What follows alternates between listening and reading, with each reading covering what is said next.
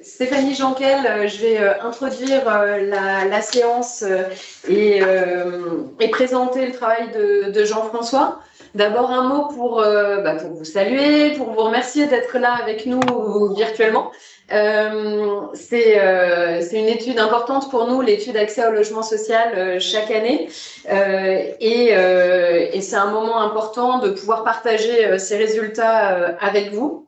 C'est un travail que l'on fait à la Pure depuis 2004, cette analyse de la demande de logement social. Et chaque année, on essaye de ne pas le faire exactement pareil que les années précédentes et d'enrichir le document qui est toujours plus volumineux, qui désormais prend la forme de 2 tomes.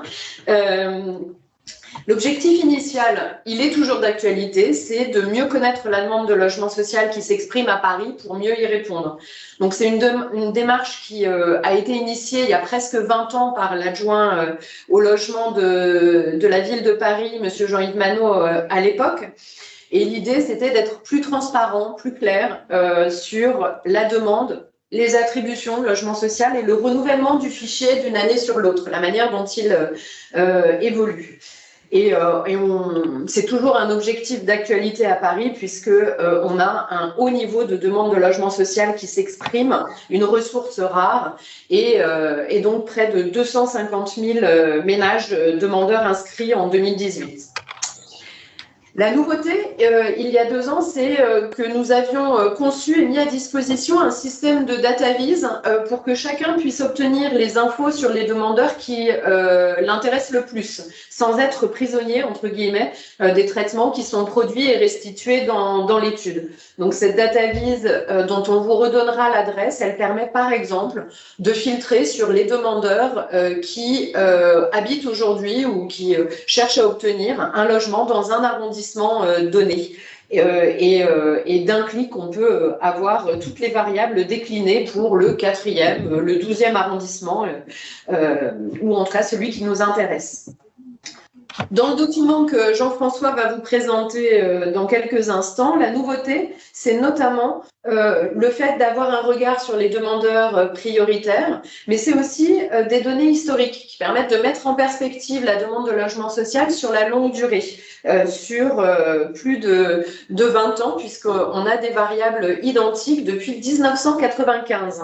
Et c'est très intéressant d'avoir cette prise de distance historique et de voir, par exemple, Jean-François y reviendra plus en détail, mais qu'on a chaque année plus de demandeurs qui sont hébergés, que pareil, au fil des années, la demande des ménages qui sont déjà logés dans le parc social a eu tendance à progresser assez sensiblement, ou bien encore qu'on a de plus en plus de personnes seules parmi les demandeurs. Donc voilà, pour vous aider à appréhender le document et qu'on puisse avoir un espace d'échange, Jean-François a préparé une présentation d'une 20aine de minutes qui va maintenant commencer. Alors, donc bonjour, effectivement, merci Stéphanie.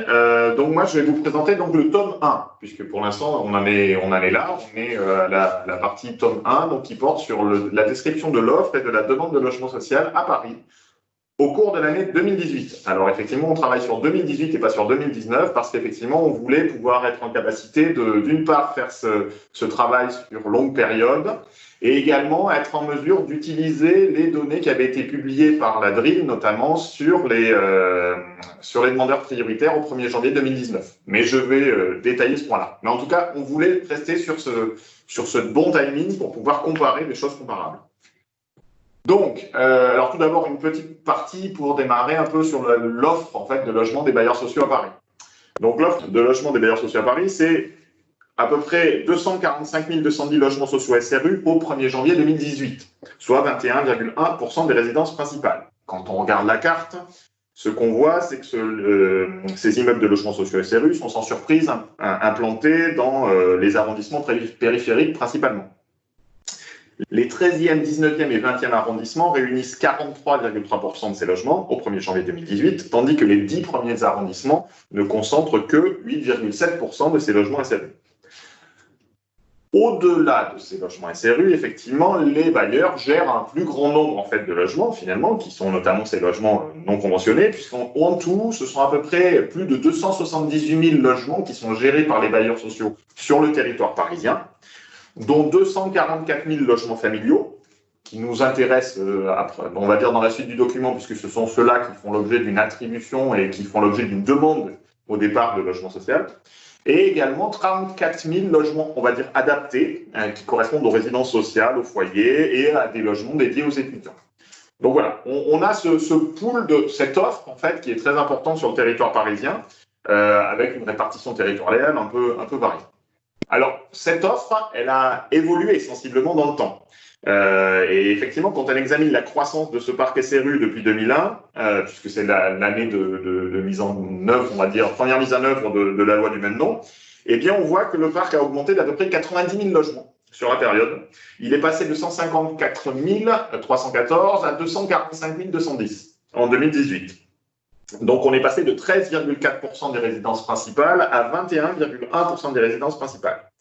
Alors, ça n'apparaît pas sur le graphique, mais je vous le donne quand même. Effectivement, le parc de logements SRU en 2019, lui, a même dépassé les 250 000 en fait, logements, soit 21,4% des résidences principales. Donc, cette croissance se poursuit.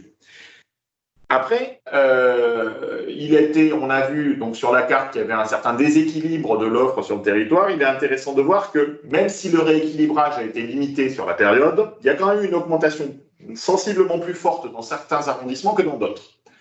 Le graphique que vous avez en bas vous permet de voir en fait la croissance, je dirais, dans 3 ensembles d'arrondissements du parc de logements SRU.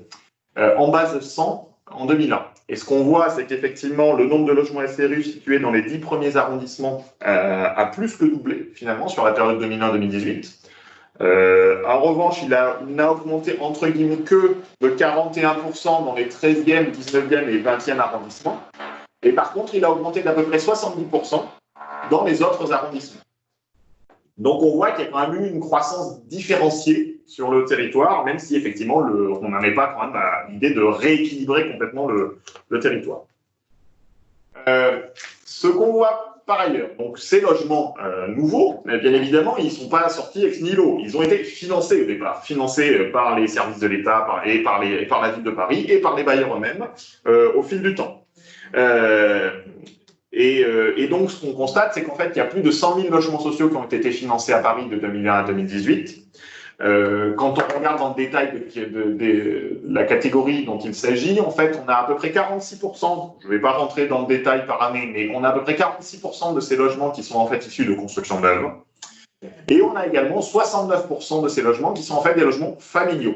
Donc, qui nous intéressent, toujours pareil, dans la suite du document, puisque ce sont ceux-là qui vont aussi faire l'objet d'une attribution classique et qui font l'objet d'une demande au départ de logement social. Donc, on voit qu'il y a eu une part importante de ce flux qui a été utilisé pour répondre à cette demande de logement.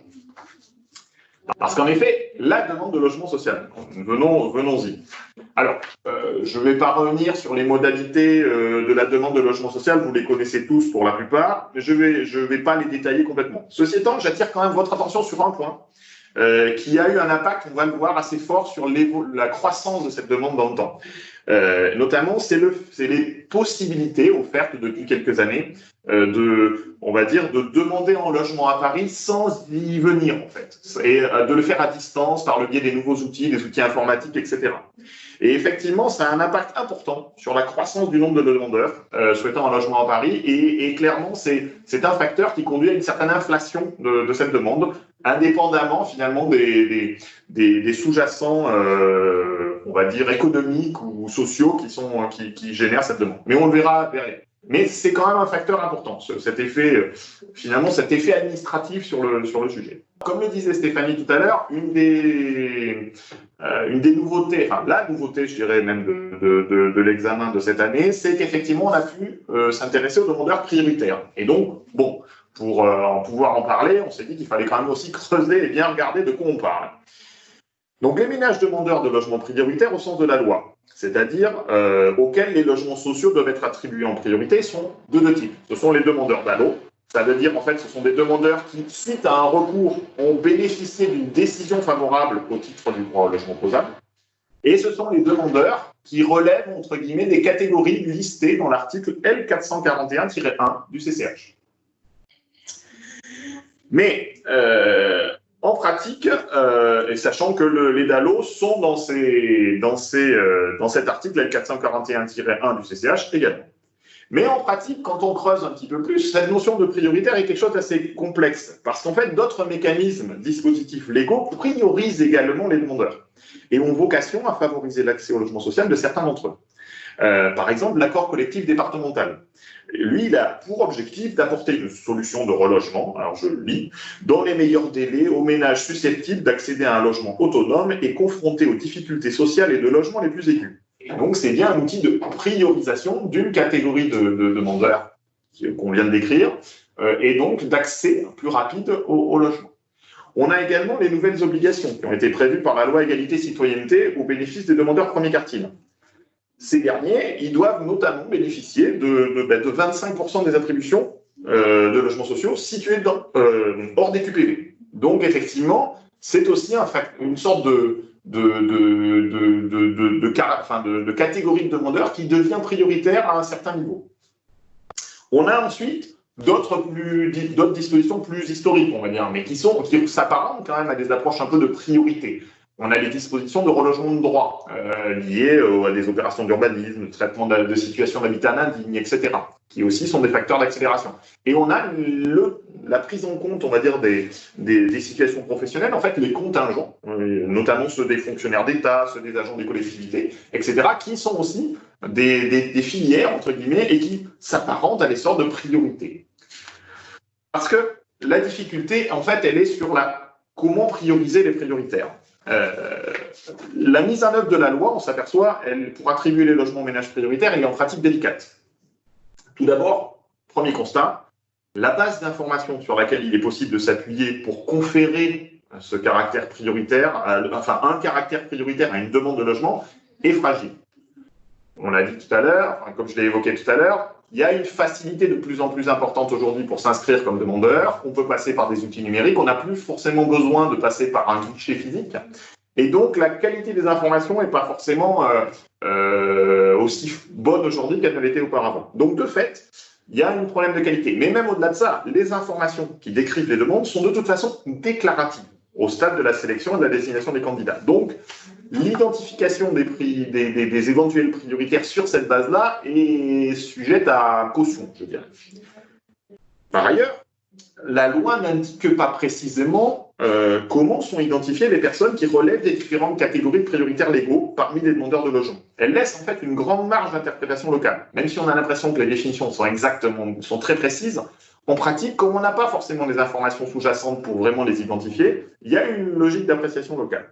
Et de fait, en Île-de-France, les ménages considérés comme prioritaires au sens légal du terme par les services de l'État, en fait, ils ne sont pas prioritaires sur la base de ces seules informations qui sont déclarées dans leur demande de logement social, comme on pourrait naïvement le croire. En fait, les ménages prioritaires en Île-de-France, ils ont été en fait reconnus comme prioritaires par les services de l'État et leur dossier est inscrit dans un fichier spécifique parallèle au SNE qui est le fichier CIPLO. Donc effectivement, on voit bien à ce stade que ces demandeurs prioritaires, c'est un sous-ensemble, mais qui n'est pas si aisé à identifier. Et alors, par exemple, si on prenons un exemple. Toutes les personnes demandeuses qui ont déclaré dans leur demande être hébergées ou logées temporairement dans un établissement ou un logement de transition, en gros, qui ont coché la case dans le formulaire, ne sont en pratique pas considérés comme prioritaires au titre du point F de l'article L441-1, qui pourtant a exactement cette dénomination. En effet, et de fait, ils ne sont pas tous dans les demandeurs prioritaires que je décrirai statistiquement tout à l'heure. En fait, ce sont les services de l'État qui confèrent le caractère prioritaire et les services de l'État n'ont en pratique reconnu comme prioritaire qu'une fraction de ces demandeurs et leurs dossiers ont été inscrits à ce titre dans CIPLO. Et donc, ce sont ceux-là les demandeurs prioritaires au sens de l'État en région, à Paris. Alors, il y a quelques autres points complémentaires qui compliquent aussi le sujet, c'est-à-dire qu'effectivement, un grand nombre de demandeurs prioritaires à un titre ou à un autre le sont en fait simultanément à plusieurs titres. Alors bon, c'est pas vraiment un problème, direz-vous, mais néanmoins, on peut quand même s'interroger sur est-ce qu'un demandeur qui cumule des titres de priorité est plus prioritaire que les autres? Bon, on pourra échanger après, si vous voulez, sur cette question-là. Deuxième chose, il y a aussi une autre problématique qui est que les différentes catégories de prioritaires légaux ne sont pas légalement priorisées les unes par rapport aux autres. Le choix entre les prioritaires reste ouvert. Et effectivement, c'est également une appréciation locale pour faire ces choix-là au stade de désignation. Parce que par ailleurs, même si elle fixe des prioritaires, en fait, la loi ne contraint pas réellement à attribuer des logements que à des demandeurs prioritaires. Car elle donne simultanément en fait, un objectif notamment de maintien d'une mixité sociale aux acteurs du secteur. Et donc, c'est quelque chose qui fait qu'il y a quand même une grande marge d'appréciation locale en la matière. Très exactement, la loi prévoit une prise en compte des critères de priorité pour l'attribution des logements. Mais la décision d'attribution demeure quand même toujours une prérogative de la commission d'attribution des bailleurs, la CADE. Je ne rentre pas dans le détail, mais techniquement, voilà, il faut être bien conscient de ça. Sachant que de toute façon, en plus, si effectivement la commission d'attribution est souveraine sur ces aspects-là, mais néanmoins, il y a également les réservataires qui en amont interviennent et qui lui désignent des candidats, qui eux ont également une grande latitude pour finalement choisir leurs candidats et les désigner à ces commissions. Alors à Paris, pour la ville de Paris strictement parlant, elle utilise une approche cotation depuis maintenant 2014 et qui a priori fonctionne relativement bien. Les autres réservataires ont une approche équivalente, sûrement mais peut-être moins publique, mais en tout cas ont également une approche particulière pour désigner leurs candidats. Tout ça pour dire qu'effectivement, on identifie des prioritaires, on va les décrire dans les pages suivantes, mais voilà, il faut être conscient de ce que sous-entend, de ce que signifie ce terme prioritaire. Pour analyser la demande, nous avons pu utiliser cette année deux choses. D'une part, le fichier de gestion de la demande de logement tenu par la ville de Paris au 31/12/2018, qui est celui qu'on utilise historiquement et qui nous permet de travailler donc, depuis 2004, comme vient de l'expliquer Stéphanie. Et on a mobilisé également tous les fichiers historiques pour essayer de reconstituer des séries sur un certain nombre d'indicateurs. Ça n'a pas toujours été simple, mais en tout cas, on a pu en reconstituer un certain nombre et je les évoquerai au fil de la présentation. Et par ailleurs, on a également utilisé le socle de données, donc accès au logement et prévention des expulsions, qui a été publié par la DRIL en août dernier et qui porte sur des données au 1er janvier 2019 et qui est de fait la seule source possible et mobilisable et pertinente sur les demandeurs prioritaires. Donc, on mobilise ça et effectivement, ça nous permet de décrire tout un tas de sous-populations parmi les demandeurs, donc les demandeurs parisiens, les demandeurs qui ont ciblé Paris en premier choix géographique, les demandeurs de mutation, les demandeurs relevant du premier quartile de revenus, les demandeurs relevant de l'accord collectif départemental, les demandeurs décrits selon leur classe de cotation au sens de la ville de Paris, et enfin les demandeurs prioritaires, donc au sens de l'État, qui ciblent Paris en premier choix. Donc, alors, la demande parisienne, en tout cas à fin 2018, c'était près de 250 000 demandes, dont 135 000 demandes parisiennes, émanant de Parisiens. C'est une demande qui est en forte augmentation sur la période récente, notamment en 2014 et 2015, comme je l'ai évoqué tout à l'heure, en lien avec la régionalisation de la demande. Alors, cette croissance, elle s'explique donc par ces facteurs techniques, mais surtout, clairement sur longue période, par la hausse soutenue du coût du logement parisien. Et des tensions sur le marché du logement. Et de fait, on voit bien que c'est pas prêt de s'arrêter, en tout cas à court terme. À noter, même si ça n'apparaît pas sur ce graphique justement, puisqu'il s'arrête en 2018, qu'il est intéressant de savoir que pour le début de l'année 2020, là par exemple, il y a eu une très forte augmentation de la demande, et peut-être que certains d'entre vous seront plus à même que moi d'en parler, avec notamment, lié à l'extension du délai de 3 mois, du délai de validité de 3 mois supplémentaires, ce qui fait qu'en fait, il y a eu une croissance assez importante de la demande là en début d'année 2020. Maintenant, regardons un peu dans le détail ces caractéristiques. Je vous présente en fait déjà, globalement, vous allez voir assez souvent ce graphique-là, et c'est un peu ceux qui ont été repris dans le document, puisqu'en fait, l'idée, c'est à chaque fois d'essayer de comparer les différentes sous-populations de demandeurs qu'on peut trouver dans le fichier, puisqu'en fait, très souvent, et c'est pour ça d'ailleurs qu'on avait fait une dataviz, on a très souvent des questions sur des sous-ensembles des demandeurs. Donc, on a essayé de présenter ça de manière assez dynamique et assez visuelle. Ce qu'on peut voir, c'est que l'ancienneté moyenne des demandes, elle est de 3,3 ans, globalement. Elle est un peu plus élevée pour les demandeurs déjà parisiens, de 3,7 ans. Mais en fait, c'est pas une ancienneté très élevée. Quand on y réfléchit, on a tous le sentiment pourtant qu'il y a des demandes très anciennes, mais en pratique, en moyenne, c'est pas si important que ça. Puisque de fait, près du tiers de la demande, en fait, émanent de nouveaux demandeurs chaque année. Ce qu'on voit quand même, quand on regarde le détail, on voit que l'ancienneté de la demande émanant des demandeurs prioritaires, elle est un peu plus élevée que celle des autres demandeurs. Mais c'est lié, c'est logique en fait. C'est tout simplement lié au fait que la reconnaissance du caractère prioritaire, elle implique que la situation soit connue au préalable par la puissance publique et qu'elle ait émergé entre guillemets. Donc il est très rare au final qu'une demande nouvelle soit directement considérée comme prioritaire. Donc ce résultat qu'on voit sur le graphique ici, effectivement, n'a rien de vraiment très surprenant. Ces demandeurs, tout simplement, c'est parce qu'il faut connaître leur dossier pour pouvoir les catégoriser comme prioritaires. Petit complément, quand on examine cette information, donc cette ancienneté sur longue période, quand on la regarde depuis 95, comment l'ancienneté a pu évoluer dans le temps, en fait, on s'aperçoit qu'il n'y a pas vraiment une grande évolution de la répartition par catégorie d'ancienneté. Il y a toujours eu une forte, en fait, rotation annuelle de la demande. Donc, ce taux de 32% pratiquement de nouveaux demandeurs tous les ans, ça existe, ça a toujours existé en fait. On l'a toujours retrouvé dans la période. Il y a eu une légère croissance peut-être des demandes longue période, mais vraiment à la marge. Mais structurellement, ça ne change pas trop en fait sur très longue période. Donc il n'y a pas vraiment de dégradation entre guillemets de cet aspect-là sur longue période. Alors après, d'où vient cette demande? Alors,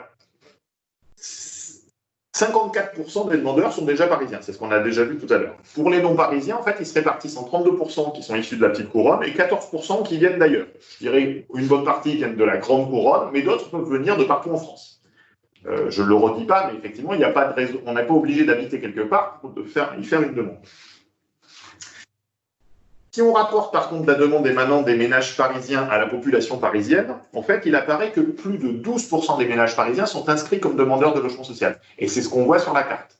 La couleur, en fait, est fonction justement de ce taux. Et ce qu'on voit, c'est que par exemple, dans le 19e, il y a quasiment presque 20%, 19% des habitants qui sont en fait demandeurs de logements sociaux, inscrits comme demandeurs de logements sociaux. Alors, les demandeurs déjà parisiens et les autres se distinguent quand même par le premier choix de localisation. Puisqu'effectivement, il y a bien cette idée on s'intéresse à l'origine, mais également où veulent aller les gens. Puisqu'en fait, ils ont le moyen d'identifier jusqu'à 8 cibles géographiques sur le territoire. Enfin, en Île-de-France. Eh bien, ce qui est intéressant de voir, c'est que Paris constitue la première cible géographique pour 95% des demandeurs déjà parisiens, alors qu'elle ne constitue que la première cible que pour 41% des demandeurs qui ne sont pas déjà parisiens. Donc effectivement, il y a une pression entre guillemets de la demande des ménages déjà parisiens qui est a priori sensiblement plus forte que celle des demandeurs non parisiens. En allant un peu plus fin dans le détail, il est intéressant de noter que pour les demandeurs parisiens, leur arrondissement actuel est leur premier choix déclaré dans 45,9% des cas. Donc ça veut dire qu'ils sont très nombreux à vouloir quand même se maintenir dans leur arrondissement d'origine. Alors après, ça va varier bien évidemment selon les arrondissements. On est au-delà de 50% dans les 5e, dans le 16e, dans le 15e, dans le 13e, le 14e, le 4e arrondissement. En revanche, effectivement, on est plutôt en dessous de 40% dans les 18e, 2e, 10e, 20e arrondissement, 19e arrondissement. Effectivement, dans les arrondissements périphériques, ils sont moins volontaires pour se maintenir, en tout cas périphériques du nord-est, ils sont moins volontaires pour se maintenir dans leur arrondissement actuel. Regardons maintenant la structure de ces ménages. Ce qu'on voit, donc on voit l'ampleur, je dirais, de la part des personnes seules parmi les demandeurs. Il faut voir que cette part a sensiblement augmenté sur longue période. Elle est passée en fait de 35% en 1995 à 40% en 2001. Puis, en fait, elle a continué à augmenter progressivement pour atteindre 50% en 2018. Mais clairement, on voit qu'il y a une forte croissance de cette part. Alors, donc la part globale des familles, elle a baissé. Les familles étant les ménages avec enfants. Mais quand on regarde, ce sont essentiellement les familles biparentales, enfin les familles classiques, on va dire, qui ont vu leur part diminuer. Elles représentaient 35% des demandes en 1995, elles ne représentent plus que 19% en 2018. Alors que les familles monoparentales, elles se sont maintenues, voire développées. Elles étaient 16% en 1995, elles sont 19% en 2018. Donc on a vraiment en fait, ce qui disparaît, c'est finalement les ménages, enfin les familles avec enfants classiques et toutes les autres catégories augmentent sur la période. En 2018, donc les familles, globalement, elles représentent 38% des ménages demandeurs et elles se répartissent à parts égales entre 18% de familles monoparentales et 19% de familles classiques. Et donc, effectivement, on voit bien l'importance des familles monoparentales dans la demande. Quand on regarde ensuite parmi les sous-ensembles de demandes, il apparaît plusieurs choses. D'une part, les demandes de mutation, elles se distinguent des autres avec une très faible part de personnes seules. C'est ce qu'on voit ici. Donc, on voit la part des personnes seules qui est sensiblement plus faible. Alors, il y en a, hein, mais c'est sensiblement plus faible que les autres catégories. Pour ce qui est des ménages, pour ce qui est des demandes émanant de ménages premier quartile ou prioritaires, au sens de ce qu'on a décrit tout à l'heure, au sens de l'État, on s'aperçoit qu'elles sont aussi plus familiales, avec des volumes plus importants de familles. En fait, quand on regarde, donc il y a aussi simultanément une légère croissance des personnes seules. En fait, c'est surtout la part des couples sans enfants qui est finalement très, très limitée. Donc voilà, en tout cas, on voit bien cette évolution assez sensible. Il y a eu une évolution assez sensible de la structure des ménages en termes de composition familiale, et on voit aujourd'hui cette prédominance des personnes seules, mais en même temps de familles monoparentales. Quand on regarde ensuite les ressources, je dirais, des ménages demandeurs. Donc aujourd'hui, on a 67% des demandeurs qui sont en dessous des plafonds PLAI, donc les plafonds les plus bas du logement social. Et on a 89% des demandeurs qui sont en dessous du plafond plus. Quand on regarde sur longue période, cette évolution finalement a très peu évolué. Pourquoi? Bon, en fait, c'est lié tout simplement au pilotage, je dirais, des indices qui encadrent l'évolution des plafonds au fil du temps. Parce que notamment, il y a eu des changements même d'indices dans les années 2000 et aussi en 2008 qui ont conduit à des corrections, je dirais, dans les plafonds et qui font que finalement ce taux, au fil de la période, n'a pas tant évolué que ça.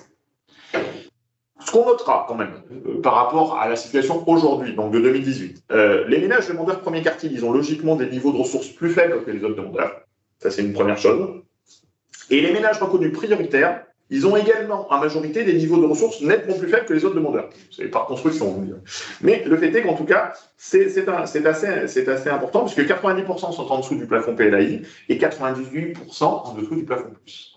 Ceci étant, donc on voit que les ressources sont assez limitées. Pour autant, il nous a paru intéressant de regarder la situation professionnelle en fait des demandeurs de logement social. Il s'avère que quand même plus de 55% des demandeurs déclarent avoir un emploi stable. Déclarent. Je ne sais pas s'ils en ont exactement. C'est eux qui le déclarent au travers du fichier de la demande. De fait, ce pourcentage est plus élevé parmi les demandeurs de mutation, puisqu'effectivement, ceux qui sont déjà en logement social et qui souhaitent en changer ont souvent des caractéristiques financières un peu meilleures que les autres. On le voit clairement dans la comparaison entre ces deux lignes, demande de mutation, demande classique, puisque ça, c'est vraiment la fraction issue des demandes de mutation par rapport aux demandes classiques, et ça se voit assez bien sur ce petit graphique.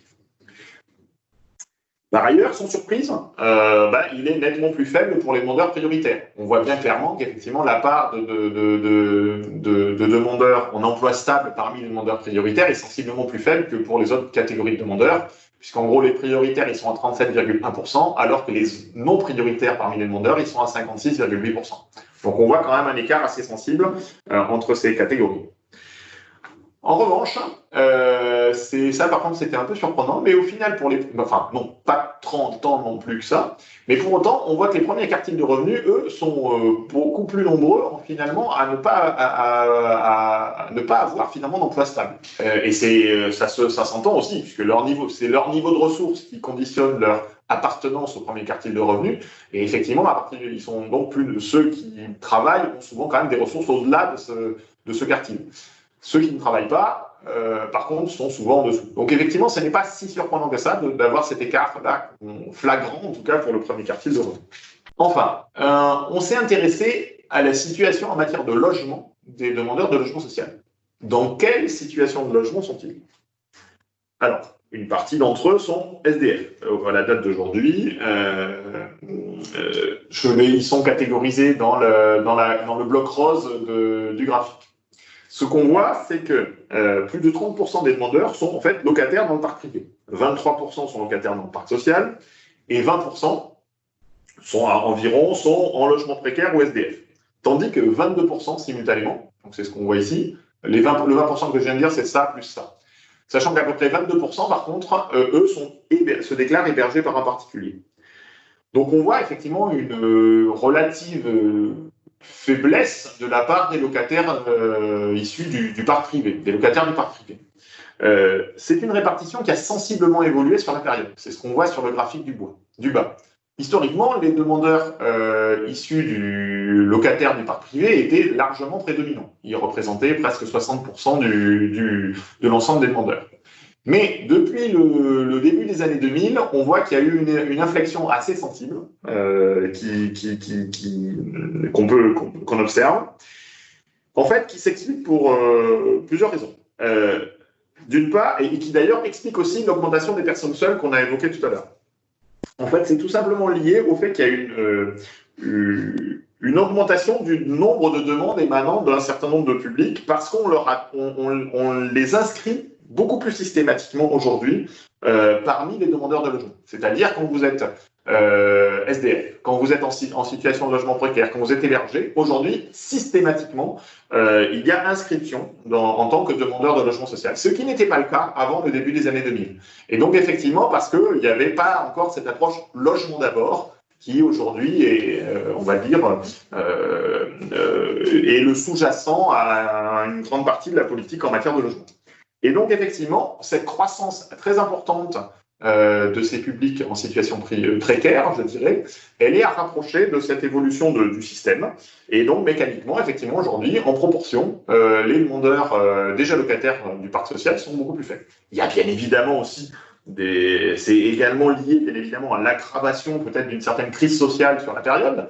Mais en tout cas, il y a aussi un facteur, tout simplement, organisationnel et d'incitation à ce que ces publics aujourd'hui soient inscrits comme demandeurs de logement social.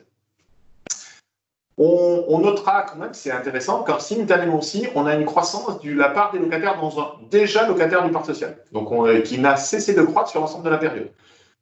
Là aussi, c'est de la même manière lié au fait que historiquement, ces mutations étaient parfois gérées en interne au sein des bailleurs sans qu'il y ait inscription systématique comme demandeur. Aujourd'hui, les choses sont devenues systématiques, donc il y a cette croissance. Est-ce qu'il y a d'autres facteurs qui ont induit aussi une croissance de la demande de logement social émanant de locataires du parc social? Aussi, effectivement, leur possibilité de quitter le parc social vers du logement privé est peut-être moindre aujourd'hui qu'elle ne l'était il y a quelques dizaines d'années maintenant. Donc ça peut aussi avoir un facteur, mais il y a les deux, je dirais, qui se combinent. Il y a d'une part cette nécessité de s'inscrire, cette obligation de s'inscrire, et également peut-être ce facteur tension sur le marché du logement. On va regarder la taille du logement actuel et la taille du logement souhaité des demandeurs. Bon, parce que d'ailleurs, nous avons tous subi un confinement et nous subissons encore partiellement, je dirais, sur certains aspects. Donc, nous avons pu apprécier l'intérêt d'avoir un logement adapté à la taille de son ménage et d'avoir donc des aménités aussi autour qui le permettent de l'apprécier. Et de fait, parmi les demandeurs de logement, 35%, alors pour ceux qui ont un logement, parce qu'effectivement, une partie d'entre eux n'en ont pas, en tout cas pour ceux qui ont un logement, 35% ont déclaré des logements qui disposaient d'une seule pièce.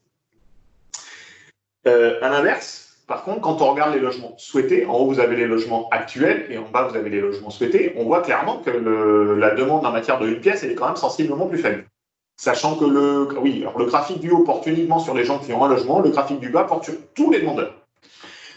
Et de fait, on voit clairement que la demande en matière de logement, elle est quand même souvent une demande de logement plus grand, tout simplement, que le logement actuel. C'est sans surprise, je dirais. Mais néanmoins, c'est un constat qui, a priori, à mon avis, devrait se renforcer d'ailleurs dans les années qui viennent avec l'expérience du confinement.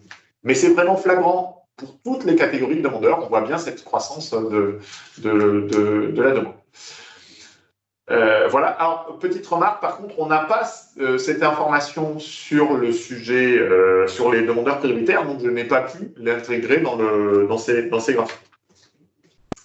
Et donc, quand on rapproche en fait le logement actuel du logement souhaité, c'est intéressant de voir donc quel est le confort finalement attendu dans le logement souhaité par le demandeur.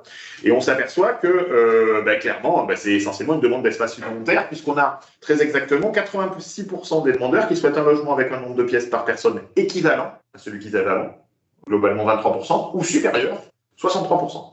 Celui dont ils disposent déjà. Donc effectivement, on voit qu'il y a clairement cette demande d'augmentation, d'amélioration de la situation en matière de logement. Alors, pour finir, quelques points finalement à retenir sur les évolutions de la demande de logement social sur longue période. clairement, donc, il y a cette forte croissance de la demande, notamment depuis 2013, avec l'avènement du numéro unique régional.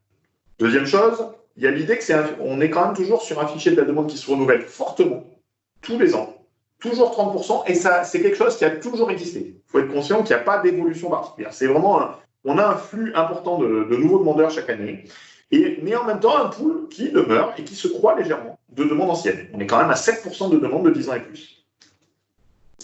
On a donc cette augmentation sensible de la part des demandeurs en situation précaire, qu'ils soient hébergés en structure ou SDF. Depuis clairement le début des années 2000, qui est liée à cette inscription systématique des demandeurs de mutation et des demandeurs en situation de logement précaire.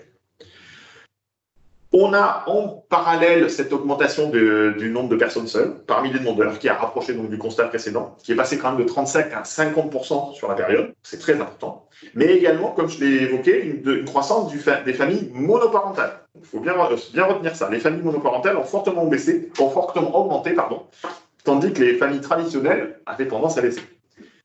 Et enfin, on a une part des ménages PLAI, alors je vais pondérer un peu ce que j'ai dit, qui finalement a légèrement baissé en 2018, mais contre un plus haut qui était à 75% en 2008, mais qui finalement ne nous aide pas beaucoup en termes d'analyse parce que les plafonds finalement sont pilotés à l'extérieur, je dirais, et donc on ne peut pas vraiment en tirer des conclusions très importantes sur le niveau de ressources finalement des ménages.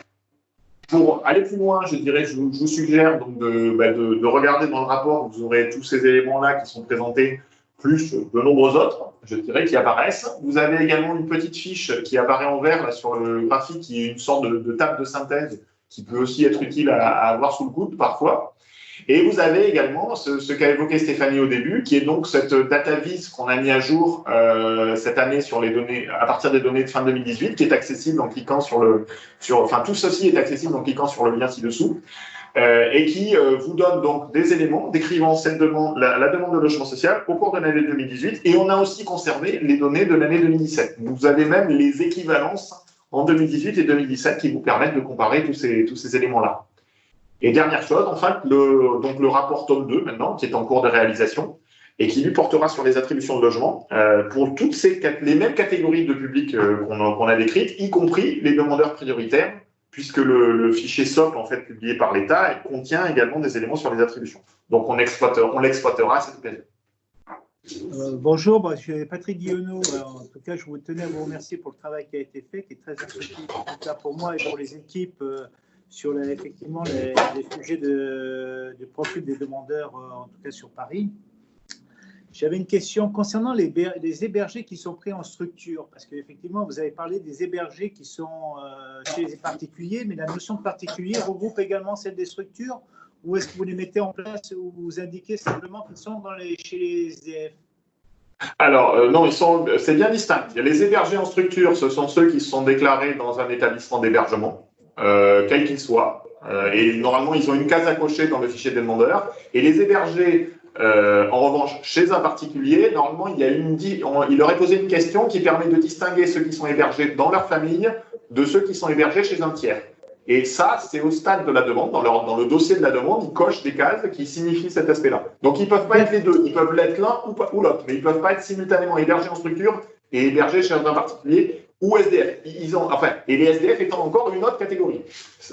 Chacun coche, en fait, ils ne peuvent pas être simultanément les deux. Même si, effectivement, quelqu'un qui est hébergé chez un particulier, qui est hébergé chez un tiers, très souvent aussi, il n'est pas très loin du SDF dans un certain nombre de situations.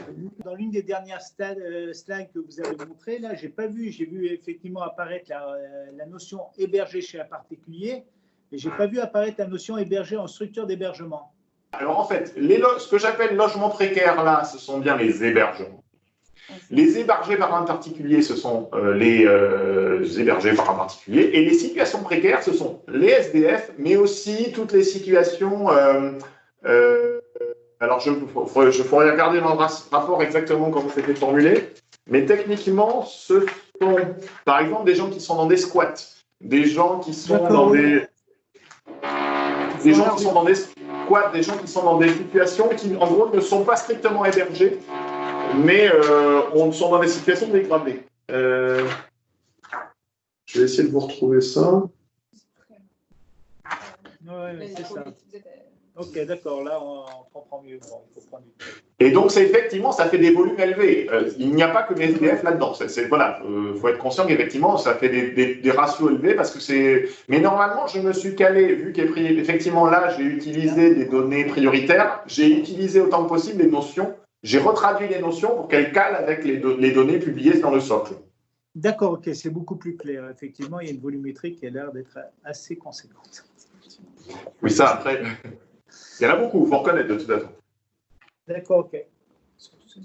Et comment on explique en fin de compte la baisse des demandes pour les familles et l'augmentation des familles monoparentales, ça je me l'explique, mais la baisse des demandes des familles.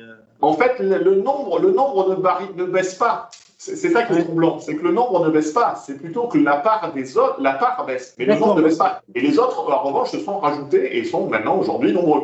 Ok, d'accord. Voilà. Donc voilà.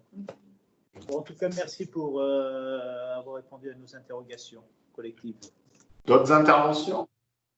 Oui, j'avais juste une question. Je suis de la drill aussi et des gens qui construisent le socle.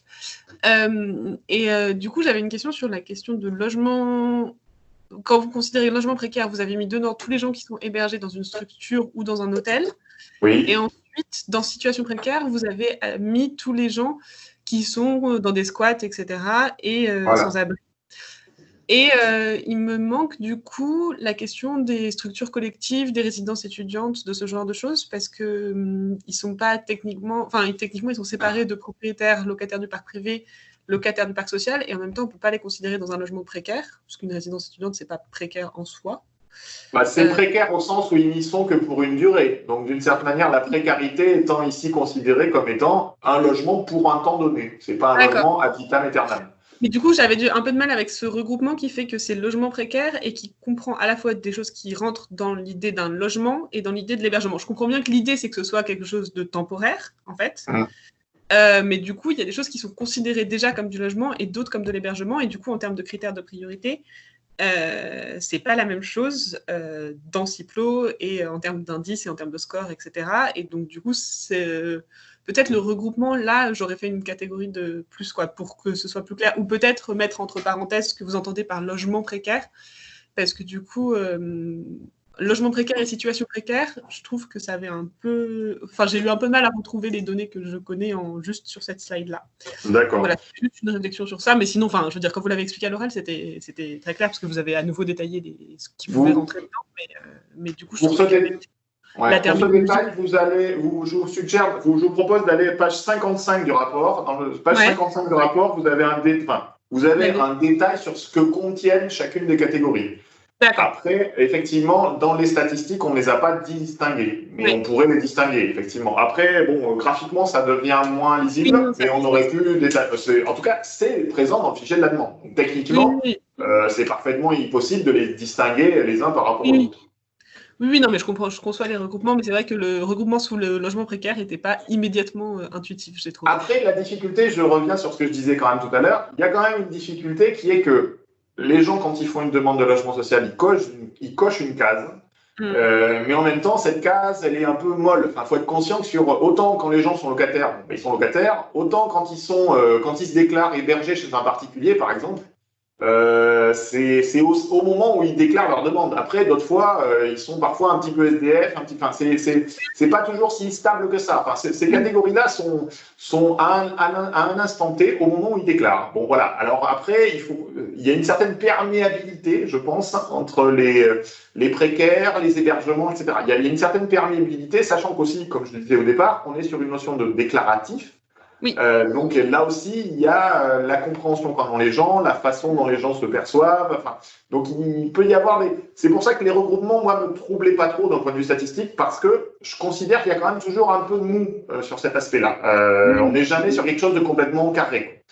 Non, c'est vrai. Non, mais je comprends la logique, mais c'est vrai qu'en termes je pense, de politique publique et de services métiers de l'État, par exemple, d'où la question de M. Guillonneau, c'est l'idée de pouvoir trouver les hébergés en centre, en structure, Je pense que ça paraît important, mais après, dans les données, de toute façon, elles existent, dans les données publiées par l'État, il y a le détail, etc.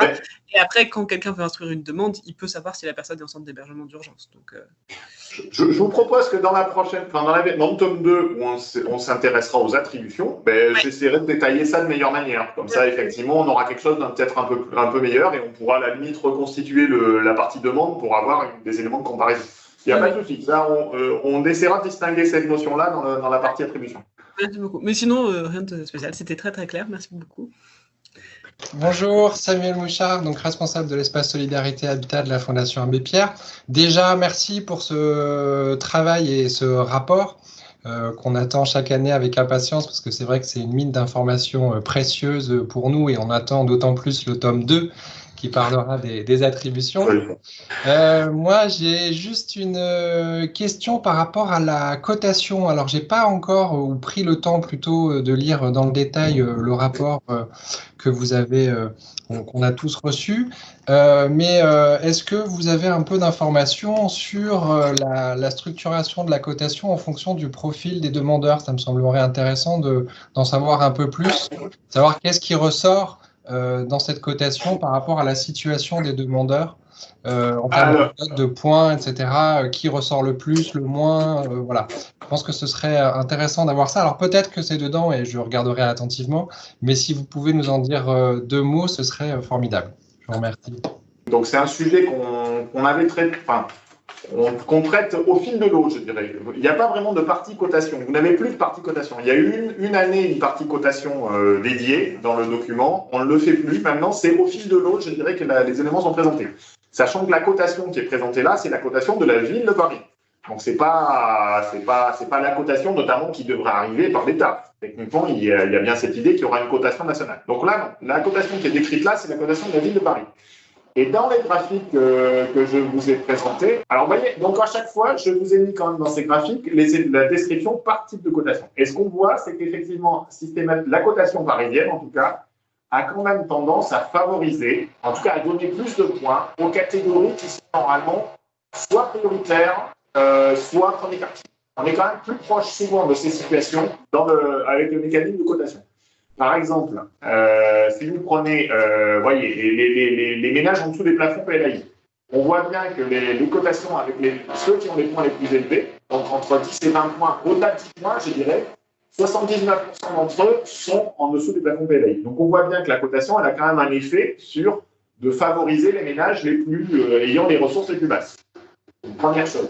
Quand on a la situation professionnelle des demandeurs, on s'aperçoit que la cotation, de la même manière, favorise en tout cas les demandeurs qui n'ont pas d'emploi. Et c'est un peu en lien avec les niveaux de ressources. Mais techniquement, on voit clairement que la fraction qui n'a pas d'emploi stable est quand même favorisée par le mécanisme de cotation parisien. Dans l'étude, effectivement, dans chacun des chapitres, quasiment, le graphique est décliné avec les tranches de nombre de points de cotation qui sont présents là à l'écran. Donc, on le retrouve page 38, on le retrouve page 40, ou bien encore page 45. Et vous aurez également dans le rapport, vous avez également des mentions qui évoquent justement comment la cotation prend en compte chacun des critères. Et effectivement, parce que la cotation prend en compte, alors elle ne prend pas en compte directement certaines choses. Par exemple, la cotation ne prend pas en compte directement le caractère prioritaire, entre guillemets, d'une demande. Non, c'est pas ça qu'elle regarde, la cotation. La cotation, elle s'appuie sur les caractéristiques décrites, déclarées par le demandeur. Elle va calculer des ratios, par exemple, de taux d'effort, des choses comme ça, et elle va donner des points en fonction de cela. Donc, c'est comme ça qu'elle est construite. Après, elle a varié récemment, mais enfin, c'est quand même quelque chose d'assez stable. Donc, globalement, je peux vous proposer de vous reporter soit au rapport précédent, de regarder dans ce rapport-là. Dans le rapport précédent, vous aurez peut-être des choses un peu plus construites sur la partie cotation. Mais bon, et une troisième option est de regarder la data vise, où on peut regarder les variables en fonction des niveaux de cotation. J'ai cité le fait que tout à l'heure, on pouvait cibler sur un arrondissement donné parce que ça peut être ça le prisme de son intérêt pour la demande de logement social, mais il y a aussi une fonctionnalité qui permet de filtrer sur un niveau de cotation. En gros, vous avez une description systématique des cotations en bas. Par par exemple. Vous avez toujours, quel que soit le critère, vous avez par exemple des cotations qui correspondent à ces publics généraux, par exemple. Donc on voit comment se répartissent les différentes cotations par catégorie par statut d'occupation, par exemple. Vous pouvez faire la même chose si vous prenez une autre variable, je ne sais pas, par exemple, prenons qu'est-ce qui pourrait être intéressant, le quartile de ressources, tenez, par exemple, vu qu'on parlait des premiers, deuxième, troisième quartiles, quatrième quartile. Donc, quand on regarde les quartiles, c'est intéressant de voir comment, par exemple, la cotation traite les premiers quartiles. Et on voit que la cotation, elle a quand même un effet favorisant les ménages premiers quartiles. Parce que, clairement, plus vous êtes dans quelqu'un qui est premier quartile, il est souvent dans une situation sociale telle que ces caractéristiques font qu'il aura beaucoup de points au titre de la cotation parisienne. Donc voilà, on n'a pas effectivement regardé spécifiquement ça, considérant que elle date de 2014. En 2015, on avait fait quelque chose d'assez solide. Et là, comme arrive la cotation nationale, on s'est dit que ce n'était pas forcément nécessaire de faire un détail trop précis sur la cotation parisienne. Ok. Je regarderai effectivement graphique par graphique, parce que je n'avais pas vu que effectivement c'était repris par la suite, décliné dans tous les graphiques. Je vais regarder ça avec plus d'attention. Merci. Et on le regardera sur les attributions autant que possible. On verra aussi les modalités. Mais dans la partie très intéressant. Ouais. On est bien conscient que à force d'intégrer des nouvelles manières de trier l'information et de restituer l'information, le rapport il est aussi un peu difficile à lire. C'est pour ça qu'on voulait faire cette présentation, peut-être pour vous prendre un peu par la main et vous montrer ce qu'il recèle sans avoir l'espoir de tout commenter parce qu'il y a vraiment énormément de manières de regarder la demande qui sont déjà possibles dans le papier et donc en statique et de possibilités supplémentaires dans la data vise en dynamique et en fonction de ses besoins. Merci beaucoup. Merci à vous. Merci beaucoup. Et merci. Merci beaucoup. Merci à tous.